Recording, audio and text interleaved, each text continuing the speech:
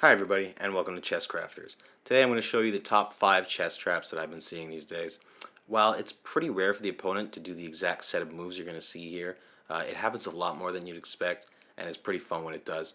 So it's a good thing to know the principles behind these traps so that you're prepared when you see them in action. Now we start our list with the fishing pole trap because it's kind of the coolest one here, and it's got a lot of variety of moves if the opponent doesn't play exactly the moves you see here. So it starts with Ruy Lopez, knight to f6, they castle, and black plays knight to g4. Usually white plays h3, kicking out the knight even if it doesn't do much in the situation. Black responds with h5, and you're basically just double daring white to take here. If in fact white takes, black captures, the knight comes back to e1, then queen to h4, and checkmate is inevitable. If they try to make some space with their king with f3s, black simply pushes the pawn, blocking the square, and it'll be mate in the next move. Second on the list, we've got the greedy trap, as I call it. I'm actually not sure of the official name, but if somebody does know, please let me know in the comments, and I'd really appreciate it.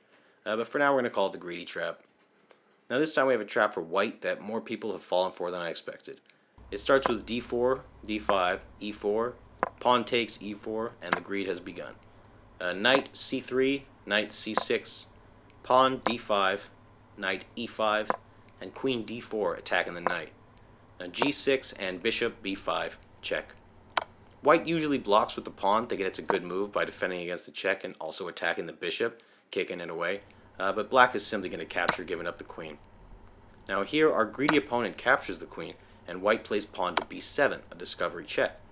The most common move for black is the bishop, but this is going to be checkmate in one. The pawn takes the rook and promotes to a queen. If black decides to block it with the queen, thinking the loss is going to be equal, white just takes the queen in a check and makes a new queen in the next move. Another common continuation will be king to d8, to which white just takes the rook, promotes, and is up a full rook. Probably the most known trap on the list is the legal trap. It starts with e4, e5, knight f3, knight c6, bishop c4. It's the Italian game. Black reinforces the pawn chain with pawn to d6. Knight c3, bishop g4, pinning down the knight, and white responds with pawn h3, kicking the bishop from that square. The best move for black here is to capture the knight, and the game will develop naturally. But if he decides to go h5 in order to maintain the pin, white can set up a trap for black, capturing the f5 pawn. If black is greedy and takes the queen, this will result in a checkmate in two. Bishop f7, check. The only move available for the king is king e2, and knight to d5 then finishes the job. Another popular trap that you might be seeing these days is called the elephant trap. This is a trap for black, and it begins in the queen's gambit declined. e6, knight c3, knight f6, and then bishop g5, pinning the knight. Knight d7, and now white takes on d5, black takes back. At this point, white might believe that capturing the seemingly undefended pawn is possible, assuming that the knight is pinned and thus losing the queen. However, this is a deceptive tactic that we want white to fall for.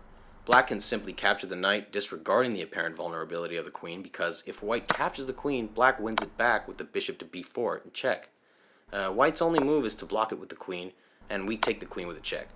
And after the king takes, we take the bishop on d8, and black is up a piece, and is going to have a very comfortable game after that. The last trap on our list is the Englund Gambit trap. Now it starts with d4, e5. Pawn takes, knight c5, knight f3, defending the pawn, queen e7, bishop f4, continuing to defend the pawn.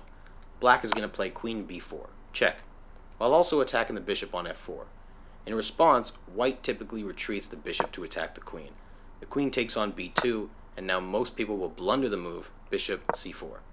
While it feels like a good move by both attacking the queen and defending the rook at the same time, black can simply play bishop b4, and white can't defend this position. Now if they try to defend with the queen, we just take the bishop, queen's take, c1, checkmate. If they take with the knight, we take the rook. If they take our bishop, knight takes, and white again has no defense.